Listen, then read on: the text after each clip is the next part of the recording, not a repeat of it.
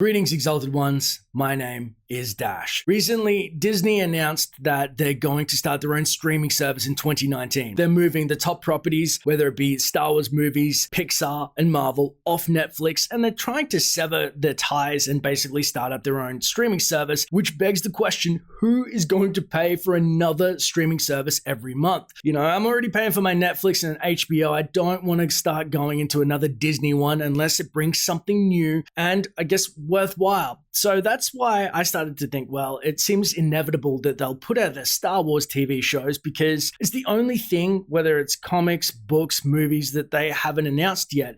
And so I asked you guys what you'd like to see as upcoming potential Star Wars shows, and you gave me a lot of great ideas. So I've got my top 8 Star Wars shows based on existing TV shows and movies, but also some Star Wars lore in there so that it's easy to digest if you're not too familiar with the whole gamut of what Star Wars entails. So without further ado, here's my top 8 Star Wars TV shows I'd like to see thanks to you guys.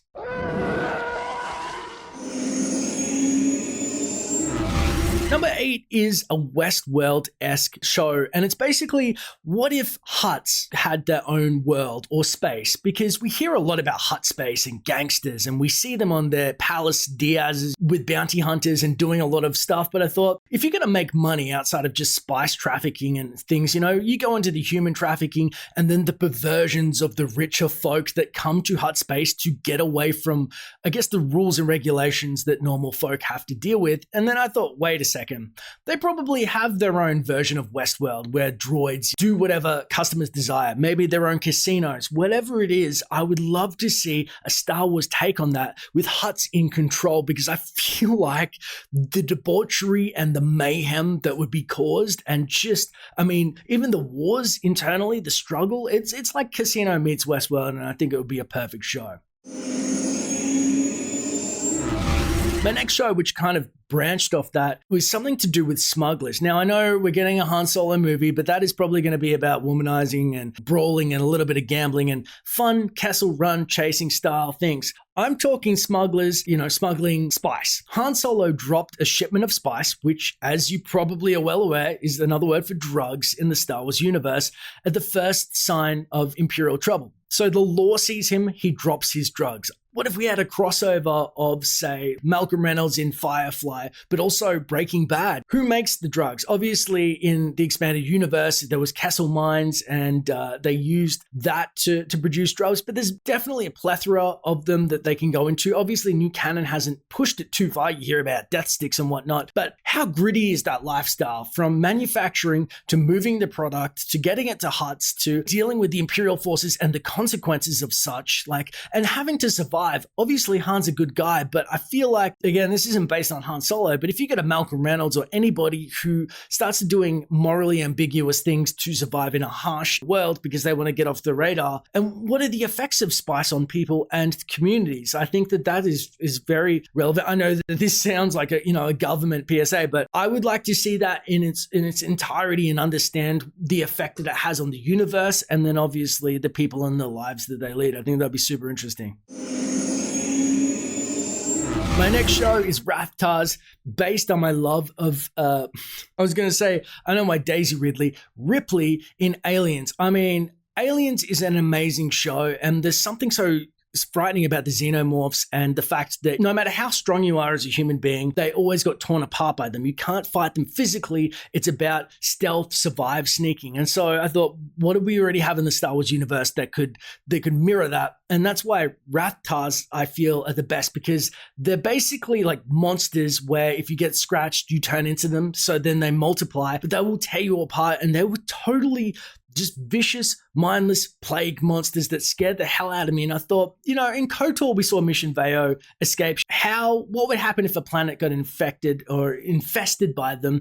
And what would they do to exterminate them? You got a Walking Dead-esque kind of scenario there, but I thought that it's more Aliens, and it's more of a horror, fright-filled thing that would be very unique to Star Wars, but also with a new setting, I guess, but it's still got that Aliens kind of crazy, creepy, scary element. I always loved Rathtyres.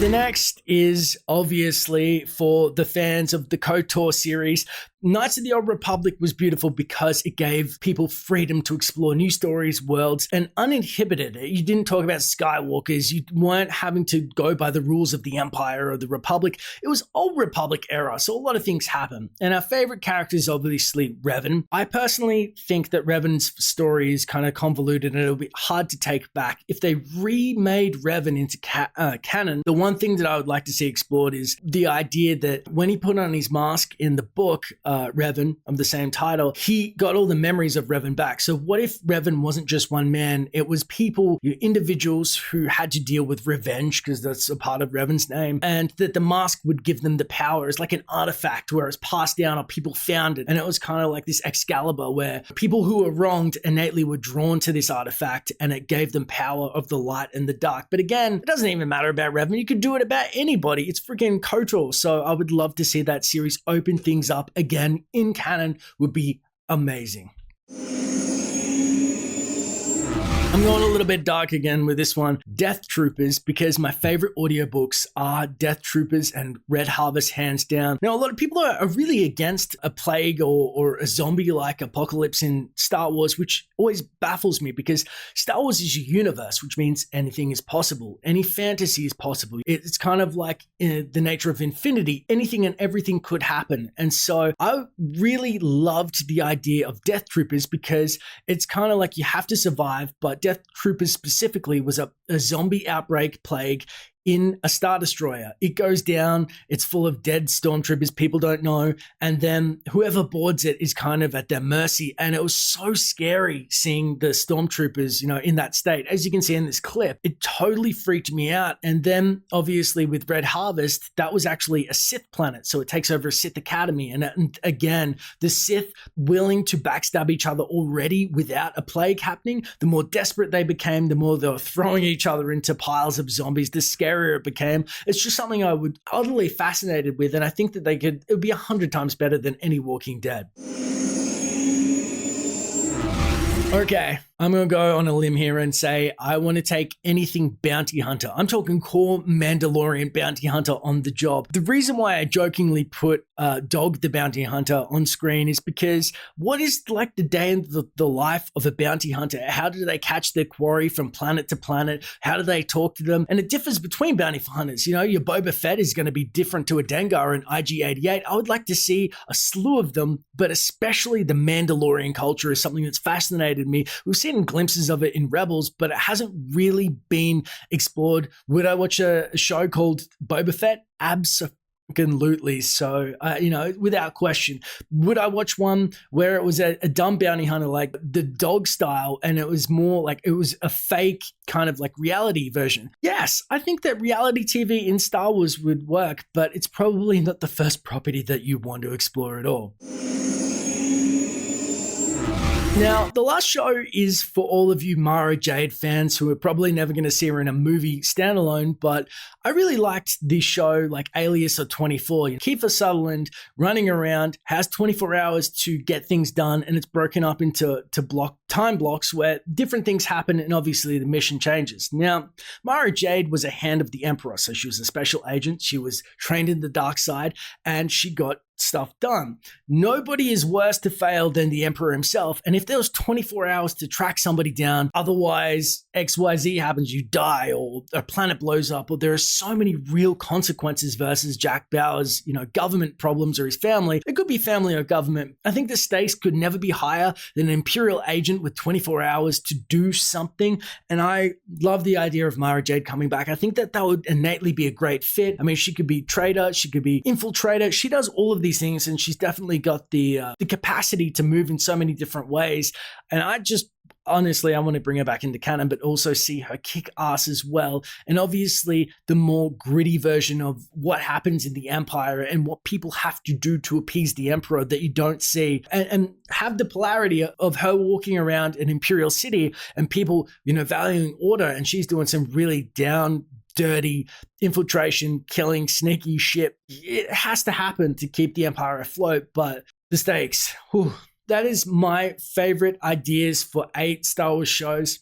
I know that you've got your own, but the beauty of this video is it's just the start of the discussion. It's a discussion, and I want to hear yours in the comments below. And if you like this video, please consider liking and subscribing. It really helps the channel out. I want to know, and maybe we'll do a follow-up video or just have a chat about it, because you guys have already given me so many great ideas. So thank you very much. And if you love Star Wars, I want to talk to you about it. It's as simple as that, my friends. If you're looking to support the channel, please consider liking and subscribing. I definitely appreciate it. And for true fans of the channel, I have this exclusive Dash Star t-shirt, which is available on Teespring, which is linked on screen and in the description. Thanks for watching, and may the Force be with you always.